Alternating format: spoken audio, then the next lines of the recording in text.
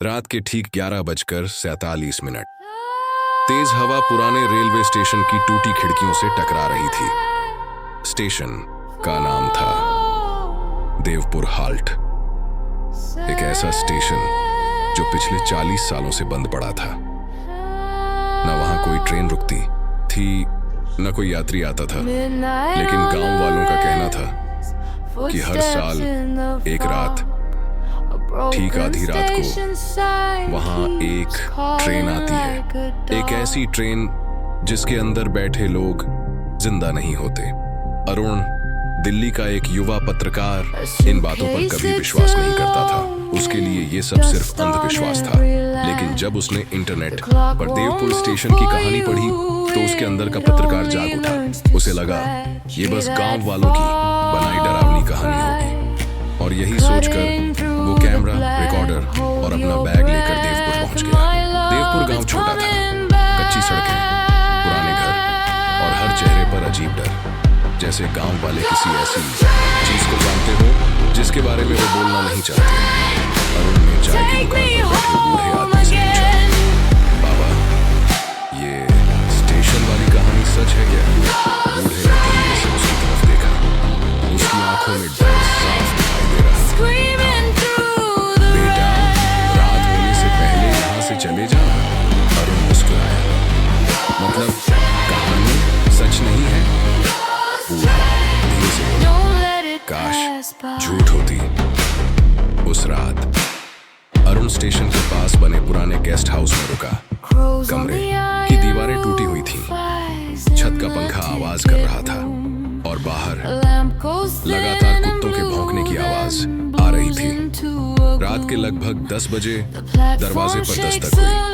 अरुण ने दरवाजा खोला। बाहर वही बूढ़ा आदमी खड़ा था। उसके हाथ में एक पुरानी लालटेन थी। अगर सच जानना चाहते हो तो मेरे साथ चलो। दोनों स्टेशन की तरफ बढ़ने लगे।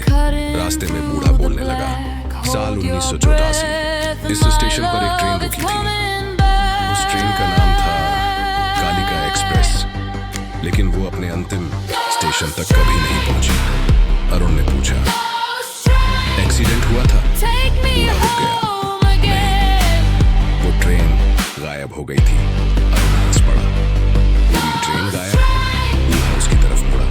उस रात स्टेशन पर घना कोहरा था।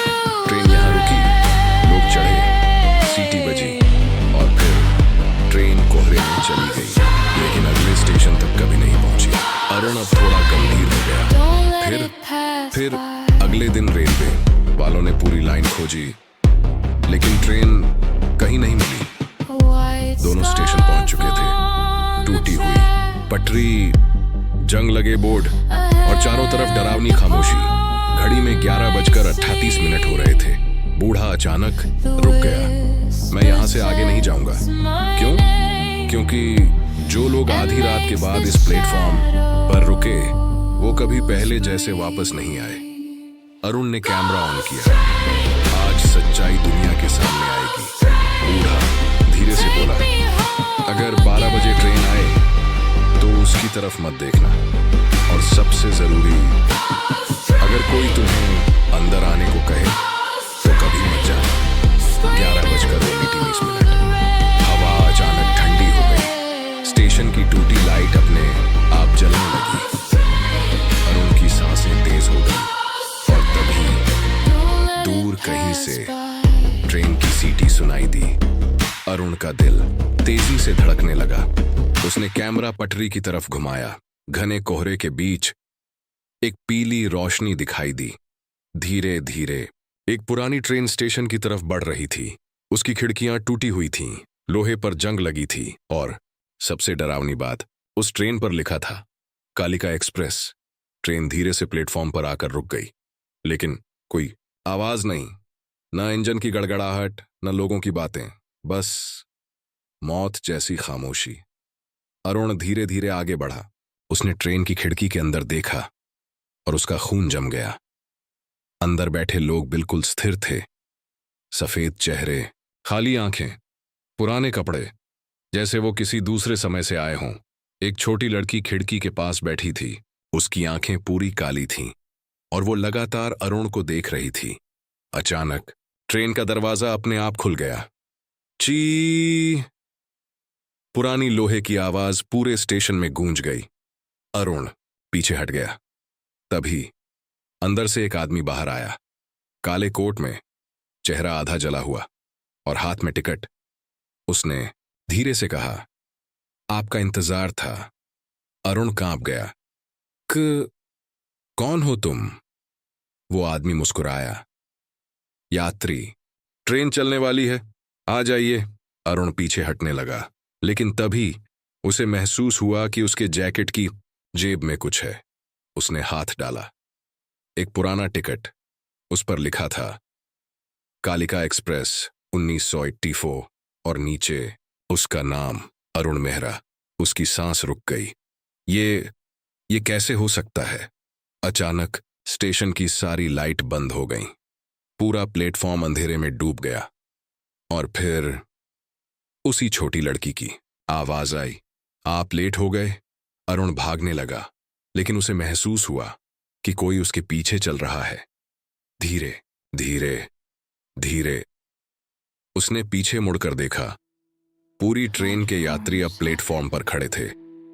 सभी उसकी तरफ देख रहे थे, बिना पलक झपकाए। अरुण पूरी ताकत से दौड़ा, लेकिन स्टेशन का रास्ता खत्म ही नहीं हो रहा था, जैसे वो एक ही जगह फंस गया हो।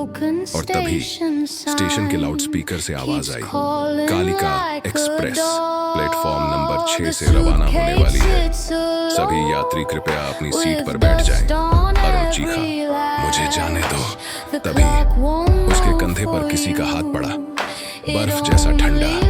वो धीरे धीरे पीछे मुड़ा।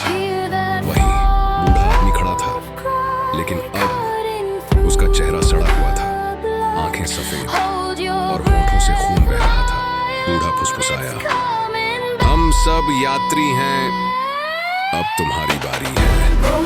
अचानक अरुण को याद आया, उसके पिता भी रेलवे में काम करते थे और बचपन में उन्होंने एक बार कालिका एक्सप्रेस का जिक्र किया था। उन्होंने कहा था, उस ट्रेन में कभी मत बैठना।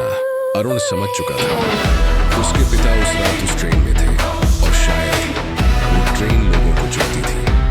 ट्रेन की सीटी फिर बजी, इस बार बहुत तेज। कोहरा पूरे स्टेशन में फैल गया। अरुण कुछ नहीं देख पा रहा था।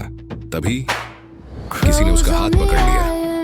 एक औरत की आवाज आई, अगर बचना चाहते हो तो पटरी के नीचे कूद जाओ। अरुण ने बिना सोचे पटरी पर छलांग लगा दी। उसी पल ट्रेन उसके ऊपर से गुजरने लगी, लेकिन अजीब बात यह थी, उसे कोई वजन महसूस नहीं हुआ, जैसे ट्रेन असली ही ना हो। कुछ सेकंड बाद सब शांत हो गया।